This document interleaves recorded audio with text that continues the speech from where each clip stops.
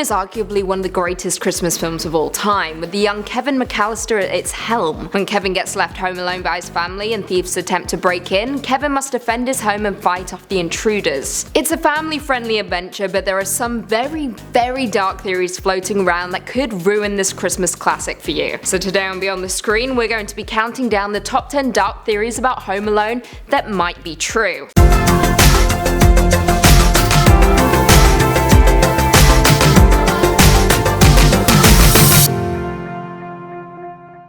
Coming in at number 10, Kevin's dad is a mobster. I mean, Kevin's dad was a bit of an asshole, let's face it. But more importantly, how can one man afford to fly a busload of people to Paris for a lush vacation? We can all barely afford avocado toast, let's face it. And this man can pay for a sprawling house in Chicago. Well, one Redditor has a theory and it goes like this. They suggest that Kevin's dad is actually a mob boss. If you can remember when Harry comes to the house dressed as a Chicago police officer to warn the family about crime in the area, Peter gets very defensive, stating, "Am I in some kind of trouble, officer?" He was incredibly suspicious for your average suburban father, don't you think? Coming in at 9, Harry and Marv are Christmas spirits. Now this theory comes to us from Reddit. User Sumo Joe suggests that Home Alone is actually very much like a Christmas Carol. The theory goes that, as we see in the film, Kevin is a pretty dickish child at the beginning of Home Alone, even wishing that his family would disappear. Enter Harry and Marv, two cons that epitomize Christmas spirits, ultimately helping him remember how important family actually is. So sweet. Coming in at 8, Kevin's father hates him. Now at the start of Home Alone, Kevin seems to be hated by the vast majority of his family, including his father Peter, who isn't exactly warm and caring towards his son. When we first meet Peter, he's berating Kevin for using fish hooks to make Christmas ornaments, and later on during the infamous pizza scene, Kevin and Buzz begin to fight, resulting in soda spilling on the plane tickets that are lying on the kitchen counter. When Peter cleans up the mess, he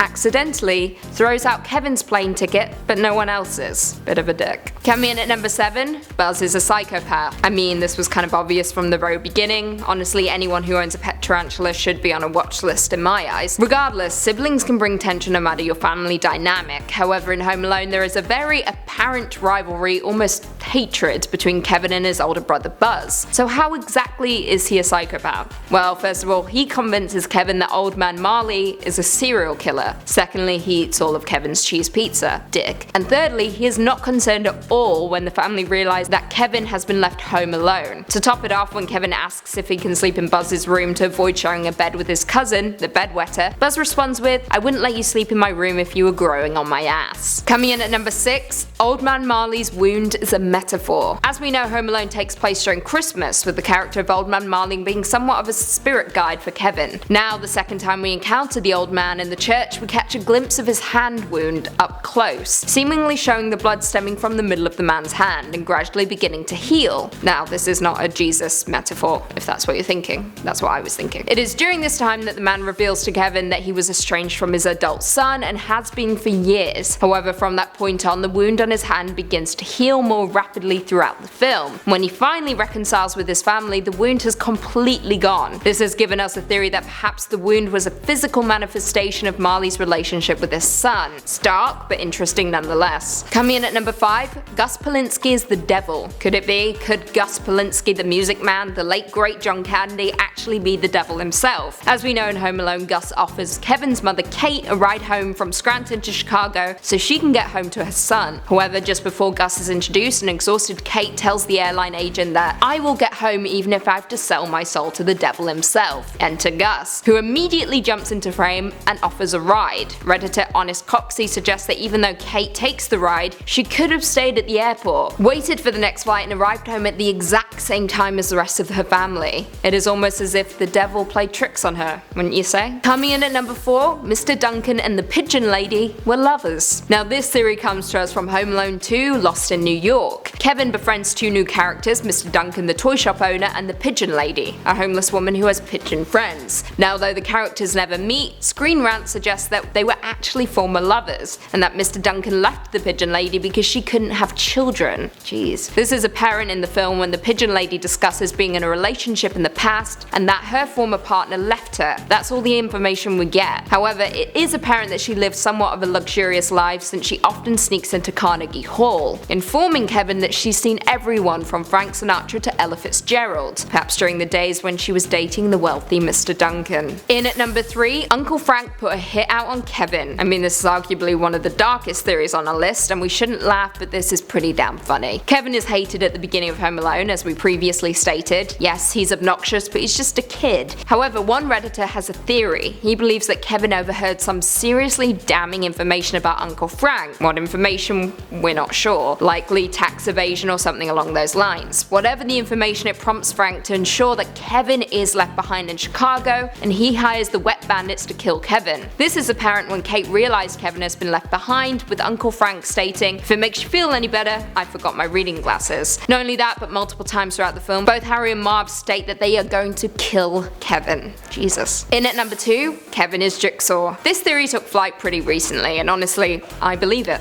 It's true, and it's incredible. Now, yes, Kevin was super annoying in Home Alone, but he was pretty damn cute regardless. However, Redditor Dor Dooms suggests that because of the events that unfolded in the film and the constant bullying from his family, Kevin became a little messed up, a little unhinged. I mean, we even see it in the film. He creates elaborate traps to prevent Marv and Harry from entering his home, even hitting Marv in the head with a hot iron. So could Kevin have potentially grown up to be the Saw killer Jigsaw? Fans certainly think so. So do I. It's true. Fact. Gotta be. And lastly, in at number 1, Old Man Marley is future Kevin. Old Man Marley is introduced as a serial killer, a man that we should fear, resulting in Kevin being petrified by the old man when he eventually encounters him in the flesh. Later on in the film, Kevin learns that Old Man Marley is actually not a shovel killer, but is instead a sad old man that has been abandoned by his own family. Redditor Spooky Cookies suggests that Marley is actually Kevin from the future, returning to the past to alter his childhood, suggesting that there are actually multiple timelines at play in the film. Marley even saves Kevin from being killed by Harry and Marv at the end of the film, which allows Kevin to reconcile with his family, something Marley can't do until he's much older. Well, there we have it. What do you guys think of these Home Alone theories? Do you have any of your own? Leave us all your thoughts and feelings in the comments down below. Before I go though, I just want to respond to a few comments from one of our last videos, Top 10 Captain Marvel Easter eggs. Clay Tolman said, there should be a Captain Lucy movie. It would be awesome. Would it be? Would it be awesome?